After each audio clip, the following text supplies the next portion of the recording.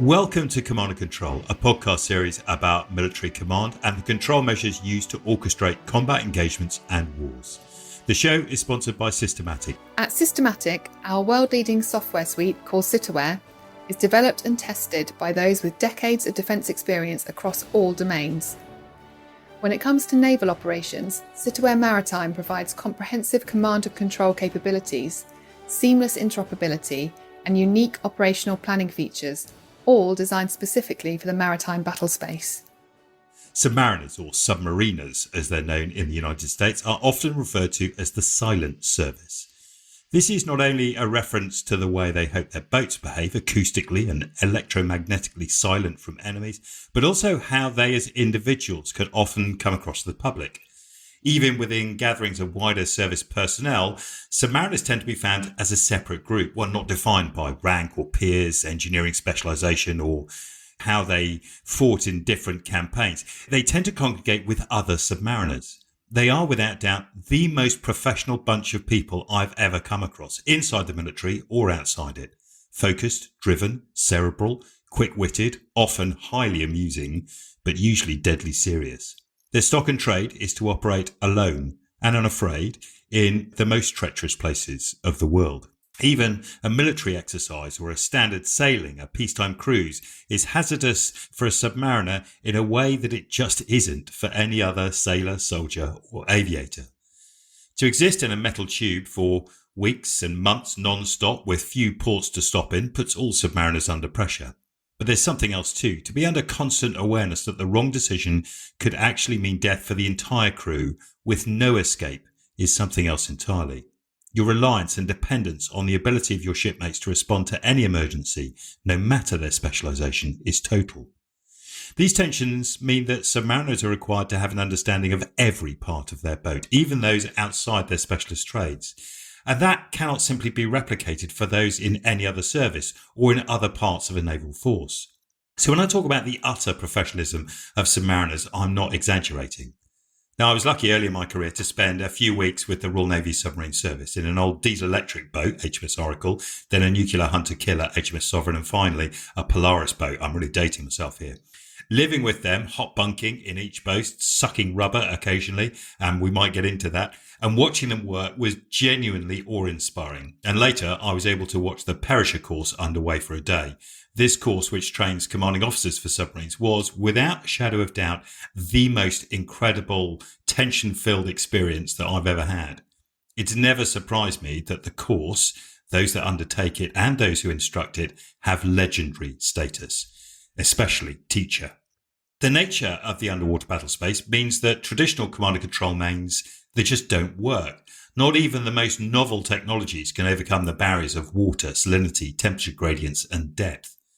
Given this unique environment, our discussion over command and control would be incomplete if we didn't try and appreciate, and if possible understand, some of how C2 for the underwater world is conducted. A world where any communication is an aberration rather than the norm, where the idea of shared situational awareness is an anathema. And given the audience, we're not going to be focusing on ballistic missile firing submarines either, but on C2 for the cutting edge of the spear of professional submariners, the nuclear hunter-killers. I'm delighted today to be joined by Phil Titterton, a former Royal Navy submariner, commanding officer, and a teacher for the Perisher course. And this is a course that's run for nearly a century, but has less than 1,000 graduates. It truly is a unique club. Phil, listen, thanks for taking the time to talk to us today. I want to talk about Perisher in the context of C2 in due course, and we're going to talk about water space management and control measures as well. But let's start with command in submarines. Martin Connell has already talked to us a bit about how naval command is different from anything else military officers might experience. But how is submarine command different? Well, Peter, thank you very much for that exceptionally humbling introduction and surmise of the submarine service as you understand it to be. Thinking about submarine command in particular, I suppose there are a number of factors which make it very different.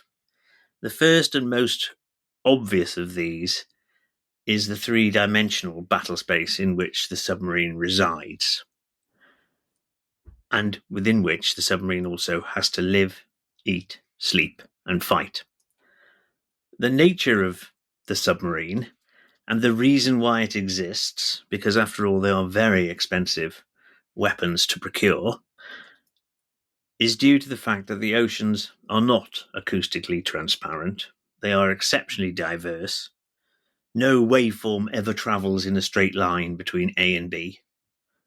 They make it exceptionally easy to hide and exceptionally easy to give away that hiding place. So there's a contradiction there.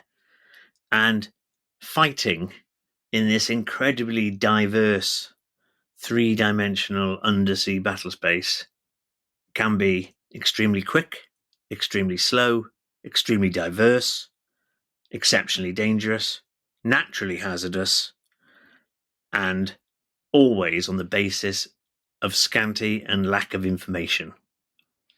So that's the first difference, really. The second difference is we then go and invite around about 100 people, and it doesn't really matter which navy you're talking about here, but 100 plus or minus 20 people to get in a small tube, stay there for months, live together, eat together, breathe the same air, exhaust the same air, if you know what I mean, and then still be pleasant, professional, organised, alive, and above all alert. And so the relationship between the CO and the people who work for the CO has to be extremely close, both ways. It cannot be a traditional Victorian style hierarchy, although the ranks involved would indicate that it is, but the reality is it is not. There is a huge respect that goes up the command chain, and that respect that goes up the command chain is totally predicated upon the respect that goes back down it. And so it's the relationship between the CO and the crew is, I would say, a nuanced but key difference. And then the third part of submarine command, to be fair, is the loneliness. Even though you're crammed in a tube, it can be exceptionally lonely. And the reason for that is because the communications pathway, both to and from the submarine, is a key part of warfare. When to transmit and when to receive information is a warfare decision. It means that for most of the time, within the tube, the buck stops with the CO and the decision has to be taken at that point. There is no opportunity to refer to a higher authority.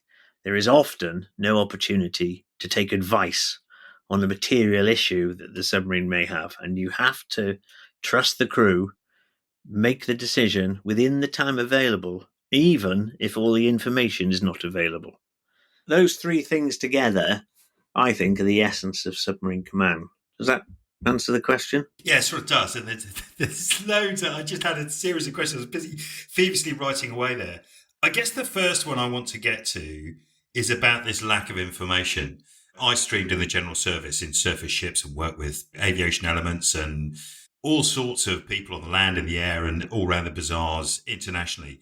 The big thing that has been a feature of command relationships, command and control, has been erring towards information overload. And yet you were talking about the lack of information being one of the key defining moments of submarine command, but just existence in a submarine completely, right? That lack of information is something that you have to do. So it must make for a very different kind of individual right the way through the service. From the junior sailor who gets in there, who's used to having his phone out all the time and seeing things, to be cut off from all of that, it must take a very different person. Do you think that everyone joins out of basic training much the same? There's a metamorphosis that happens for submariners that makes them more content through their careers and up to being a CO to be not happy, but to understand the ability to live without full and complete information. I honestly think that I was privileged. I'm the same generation as you. There was no smartphone around when I joined the Navy, and yet we still complained about information. I remember One of my earlier trips to the Falklands, you had to book a slot in the cable and wireless office when we had some port time, some 10 days in advance to get a 10-minute satellite phone call home. That will be unheard of today. And yet, that was 50 years ago, mid-80s. And even in those days, when I was more junior, the lack of information and the disconnect from families was a challenge on the morale and welfare of the submarine. But today it must be so much more difficult, where young people of today who have grown up probably since their primary school years with a smartphone attached to their waist, to then join the submarine service and have the ability to use that smartphone severely restricted. I'm not saying that they're not allowed on board or that they cannot use them, but what I am saying is that in order for a submarine to do its job, transmissions from that submarine and reception to it in the form of radio waves have to be seriously controlled by the CO. So that puts an unintended restriction on the use of people's equipment that they've brought on board for their own entertainment. And I don't know exactly, I'm no longer serving, but it would not surprise me if that was having an impact on retention and recruitment within the submarine service of today. I can't think of a way around it, because a way around it is to offer a disadvantage in war. And so that's what we're designing these things to do: deliver force and violence to the king's enemies. And to do that requires a certain amount of sacrifice by those on board. This is just one of them. And that lack of connectivity is not just to family, right? But it's also to senior commanders. And you talked about that when you talked about the loneliness of command. Your inability to just pick up the phone and talk to an engineering staff for advice, or speak to a more senior captain to get some advice on a problem, or speak to a legal team about a problem you're having, or whatever it is, get more intentions about the mission you're undertaking. There's none of that. This is, you're given orders, you leave, you submerge, and then you're really restricted in your ability to take updates, because to do so would impinge on your mission and the location of the submarine and just undermine your very reason for being. There's not totally none of it. When you're on mission, sent on patrol, what you've just said is entirely correct and true. But in the build-up for the mission, when you're training, when you're around UK waters, in my case, where the risk of being counter-detected is not an operational risk, the priority and the welfare of the crew and the safety of the machine takes priority. So that, for example, and this happened to me, we had a crew member who got chemicals in his eye while working in the engine room. In that particular time and at that particular location, it was perfectly acceptable to make a transmission. So we called up the eye hospital in Plymouth, and the doctor I had on board took advice. Had that been in another operational circumstance, we would not have been able to make a transmission. And so we would have had to, and this goes back to the quality of the Submariner point you made, we would have had to take a decision on the basis of the information that we already had on board, both contained within reference material and within the quality and the training of the people who are best empowered to offer the CO advice. In this case, in a medical situation, usually the petty officer, medical assistant, and if you're lucky enough to have a doctor on board, the doctor's advice. So it does depend on where you are and what the operational context is as to when you would make transmissions. But it's pretty much true to say that if you're doing your job, you're on patrol, you're up close and dirty, you are not going to want to transmit. And that goes, people think about transmissions in terms of radio frequency waves, about jumping on VHF to talk to someone, or on a radio on a sat phone. But across the ocean, lots of these signals just don't reach shore as well. So you're restricted in what mediums you can use to get to people as well. And they tend to be, because you're deep at sea, they tend to be very military, and therefore your fingerprint in the middle of an ocean, an electromagnetic wave coming out from anywhere in the middle of the ocean, automatically raises suspicions and surveillance measures put against you, right? So That counts for RF energy, but what about acoustic energy as well? If you watch traditional movies about everything from Das Boat onwards, everyone thinks you're on a submarine, you hear the constant ping. Now submarines are, and have been for many, many years, acoustically silent, right? Yeah. So most submarines generally protect their discreetness, and they protect the fact that they are not detected by another submarine or another force, friendly or otherwise. And the moment you do what you describe as a ping, there is a massively increased risk that somebody else will have detected that ping, and therefore they will know where you are, and yet you still don't know where they are. So it doesn't matter what form of transmission you make, and this very much goes back to my time. The moment that transmission is made, the CEO has this little worry bead in the back of his head. Oh, has somebody else detected that? It's risk versus gain. Was the operational imperative to make the transmission worth the risk of getting caught or being observed by somebody else? And it doesn't matter if it's in the acoustic medium or the radio spectrum. You have this little bubble in your head of having caught, and therefore you will try and leave the place you made the transmission. And you will note where that place was. And so it's a very unsettling time for the CO in certain circumstances when you have to transmit. And here's the other big thing. At least a key advantage of submarines is that the command team, the CO, will pretty much know when a transmission is being made, because your aerials are either above the water or they're not, and your sonar is either transmitting or it is not. There are certain circumstances on other platforms where I feel the CEO doesn't know if his platform is even transmitting or not. It's a slight difference.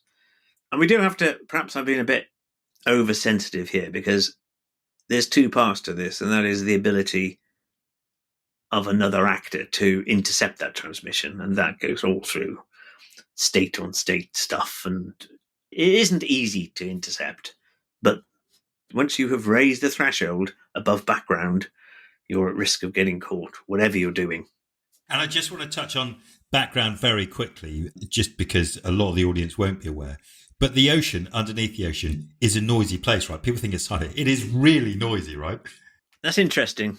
It's very, very noisy, and it's very, very quiet. It's much more diverse than a human being walking through Hampstead Heath, for example, would see the change in noise. So I'll give you an example. There are certain sonar and acoustic conditions where, say, a submarine is on patrol and it detects a merchant vessel at very long range.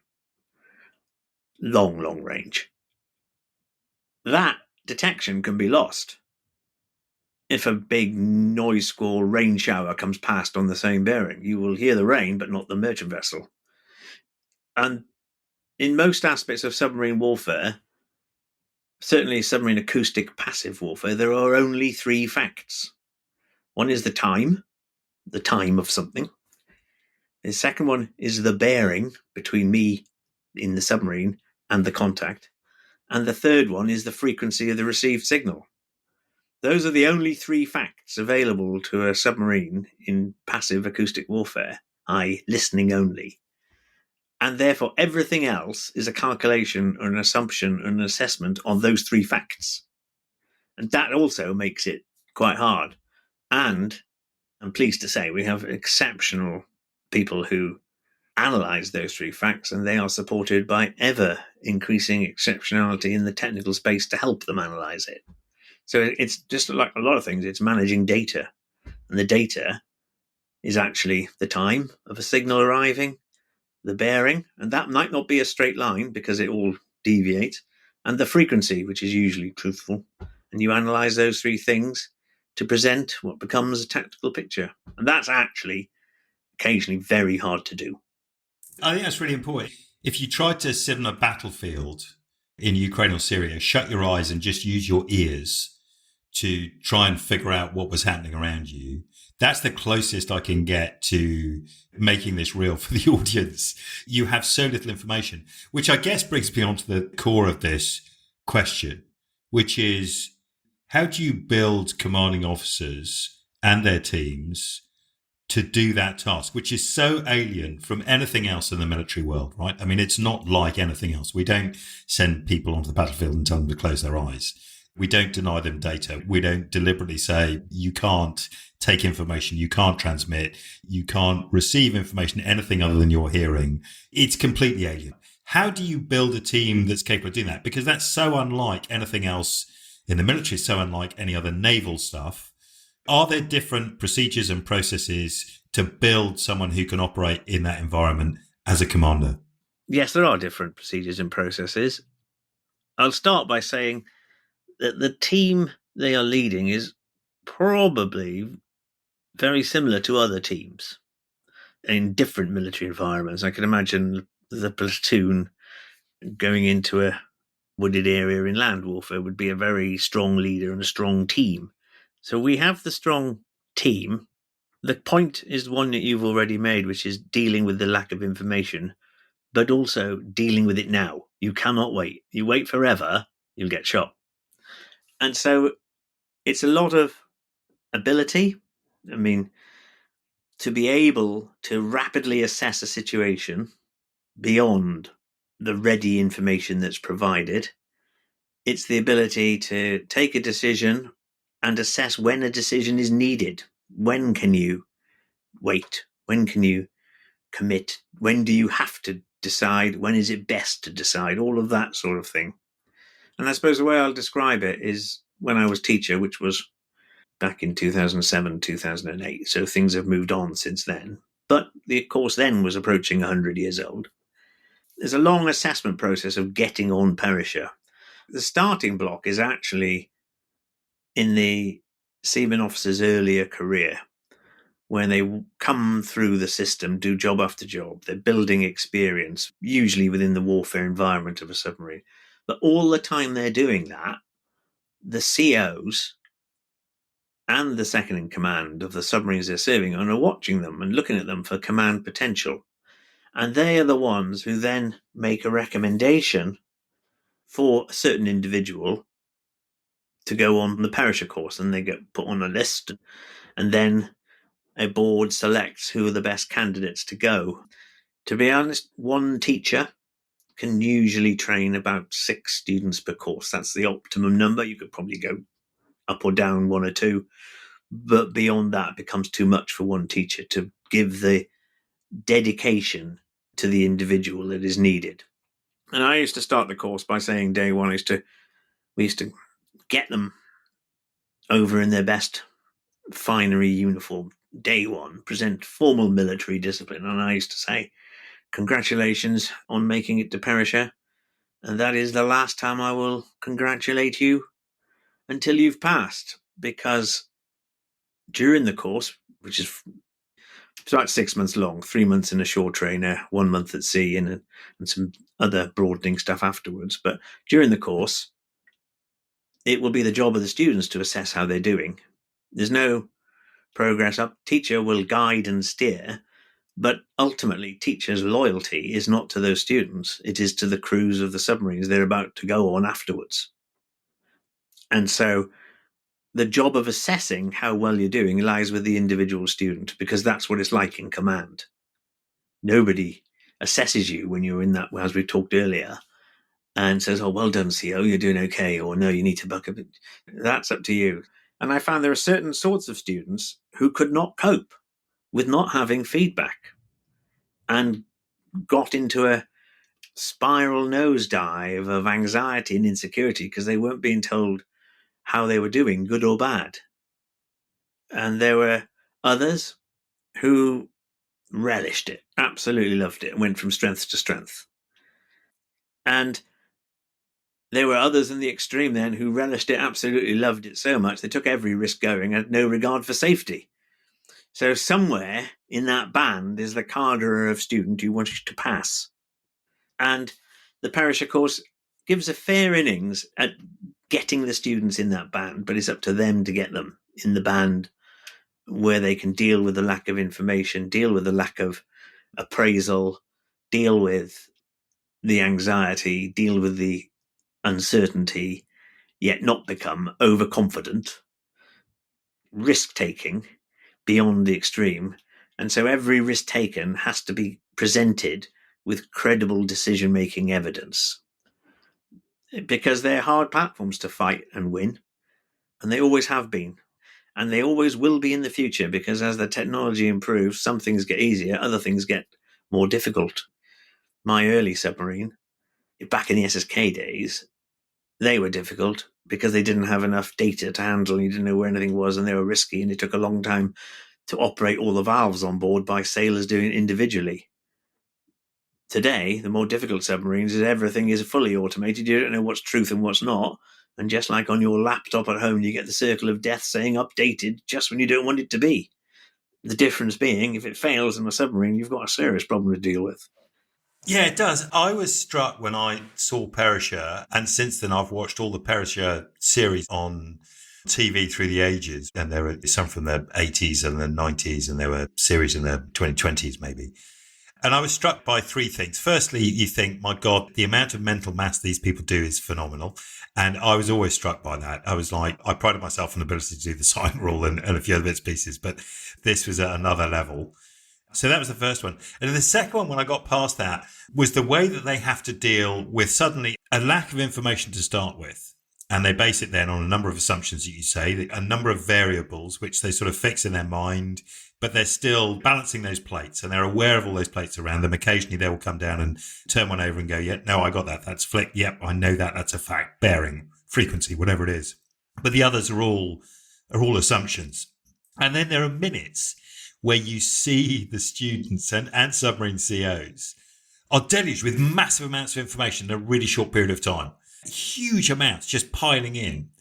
And the ability to sift that information, to get it out of the team, the bits that are really important to you, seem to be one of those key things. Now, in many ways, it's very difficult to make that correlation to anywhere else, or that comparison to anywhere else in the military, where you have nothing. Big away without orders on patrol, noise of the ocean, stuff going on, normal patrol day, whatever it is.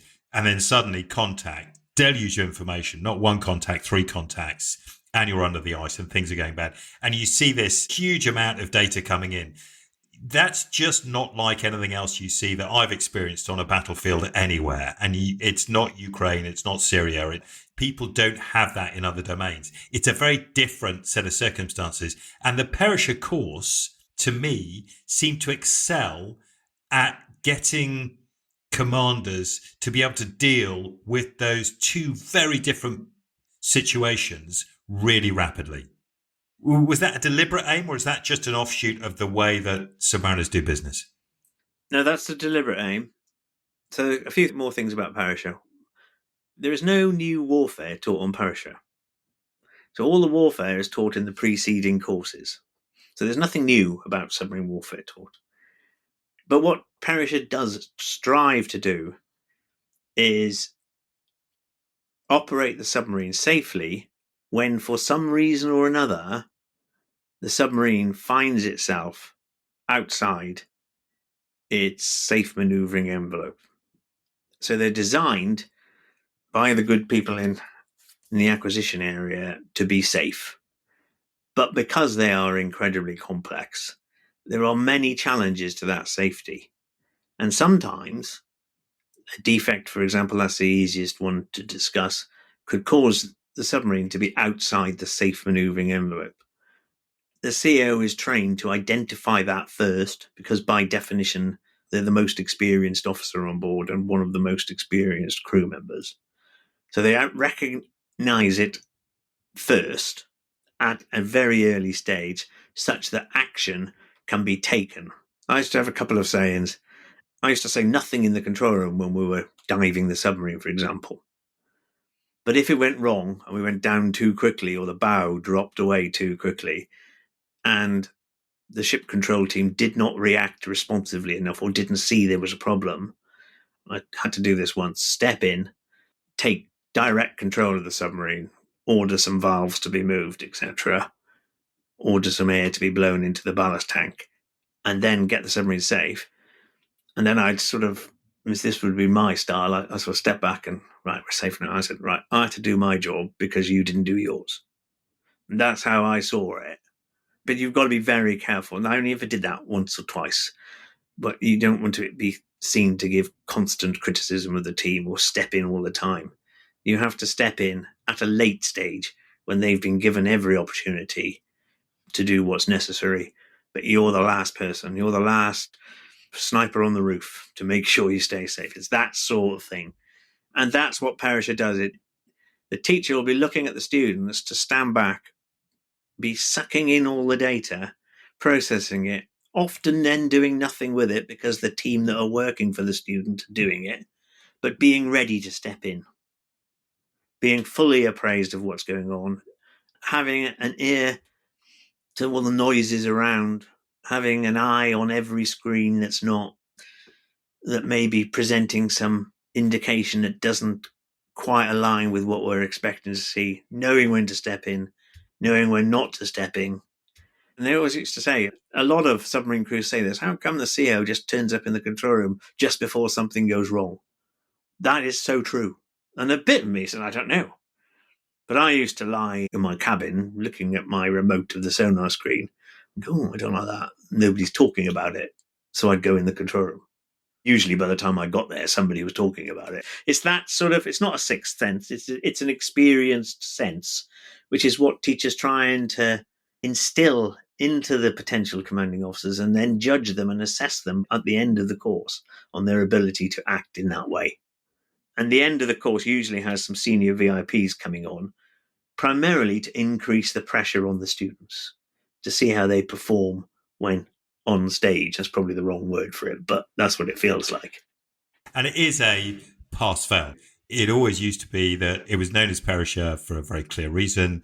But the reality was if you didn't pass, then you left that submarine and you never set foot on board another submarine. They're absolute standards, and you don't meet it, that's it, you're done. That's true. Although in recent times, and I'm a big supporter of this, the bit that has to be passed is the C phase at sea in front of the crew. And because there is a real shortage of people coming through the submarine service now, there have in the past been a number of people who've been put on Perisher too early. And so what teacher can do while in the shore phase now, I'm not sure if it's changed because I haven't spoken to the current teacher, is you're not ready for the C phase. We'll go and send you off, do some more training. You come back on the next course or the one after. So it's not the case that you start a Perisher and you either pass it or completely fail it. You could get back class these days. But eventually you will go to sea and do that sea test. That's what you have to pass.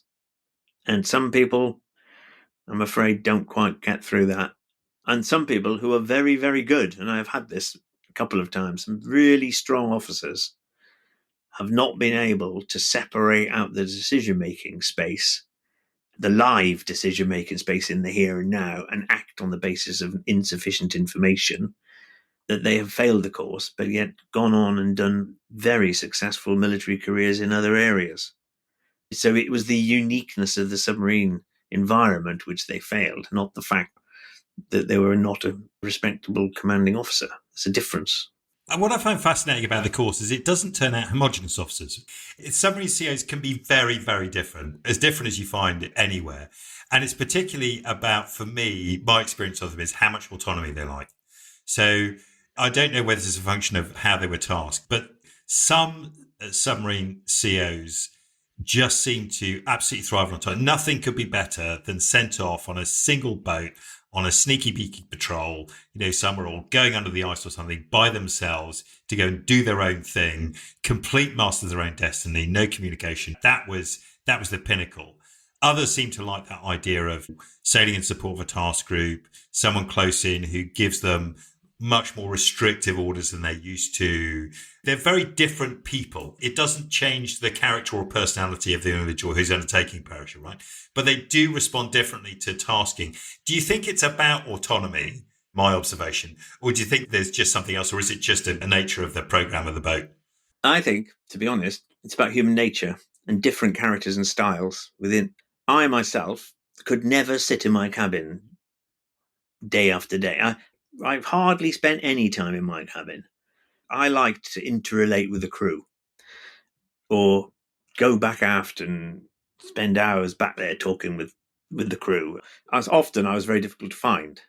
Others are best in their own minds, in their own cabins, being perhaps far more studious, perhaps away, perhaps available, but equally trained.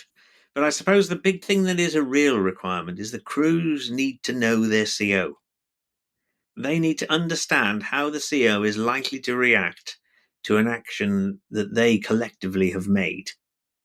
And they need to be able to predict his reaction. And I think that's quite important. Failure to understand the CO equals a breakdown in connectivity, which equals an increase in operational risk, which is an increase in hazard to safety. It's all connected. And while there are a broad spectrum of command styles, I don't think there's particularly one that's so far off the mark that they wouldn't be able to drive the submarine exceptionally. That's what Perisher does. It sets the boundaries for command style left and right.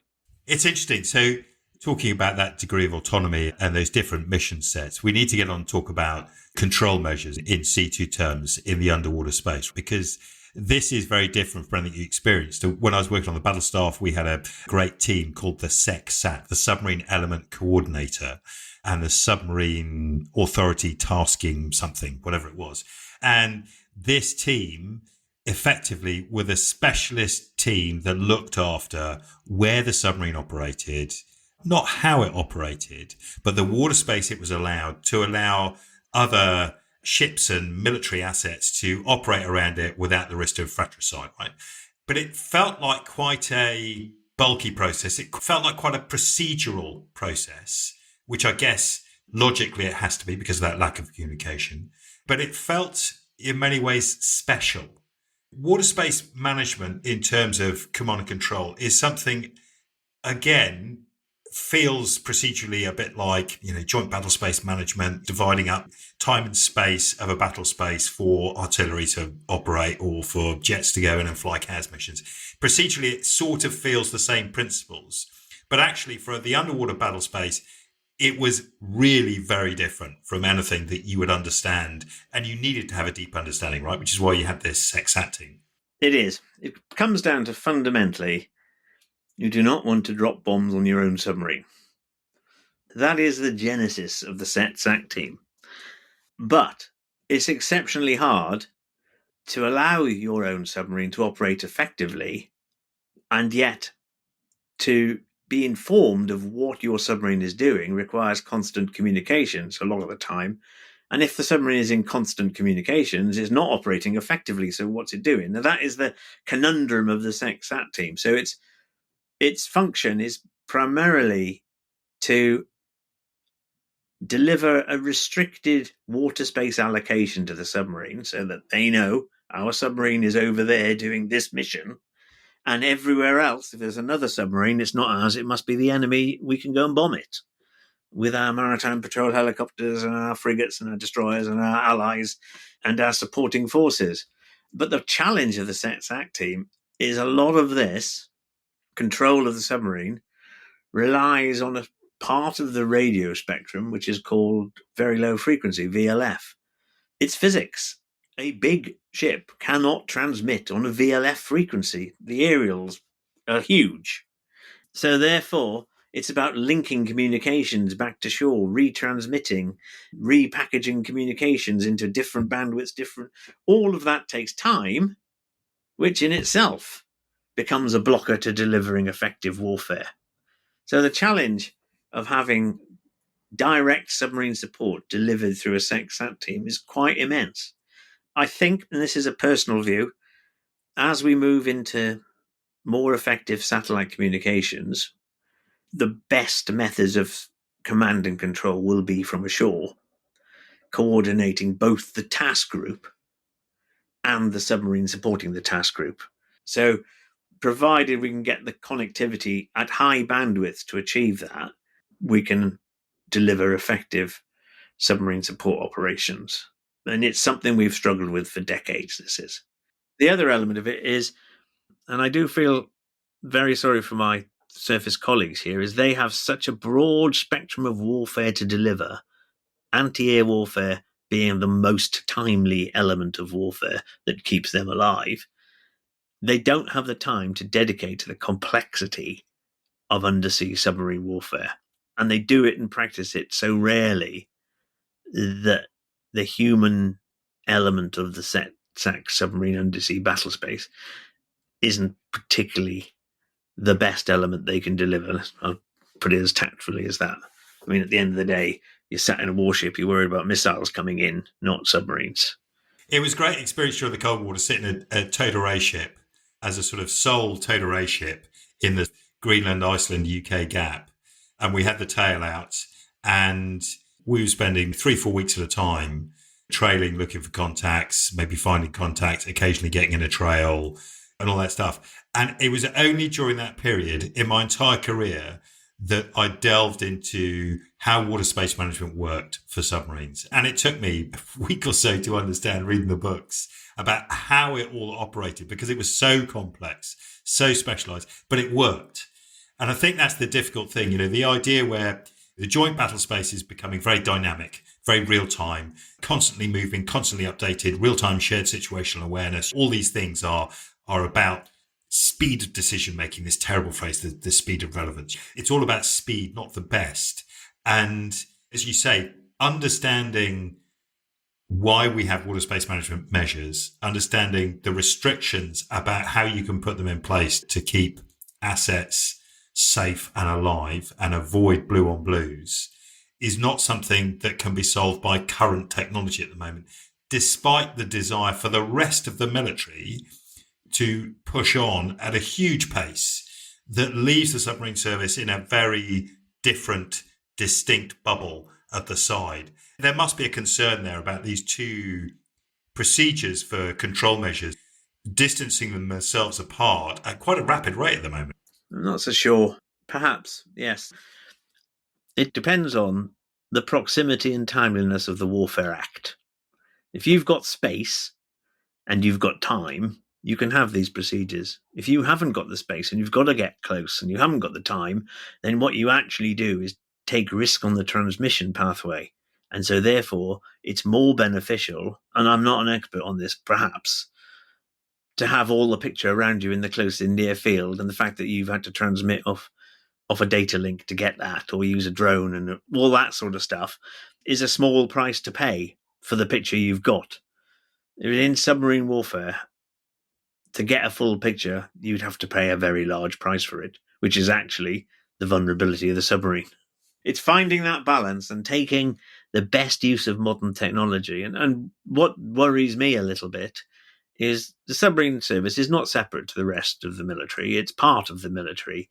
And there is a risk that command and control can diverge, and we need to make sure it doesn't diverge too far. Otherwise, the utility of the submarine to act in consort with other military forces is at risk, and they become lone wolves in the ocean doing their own thing, which ultimately is the job of one particular brand of submarine.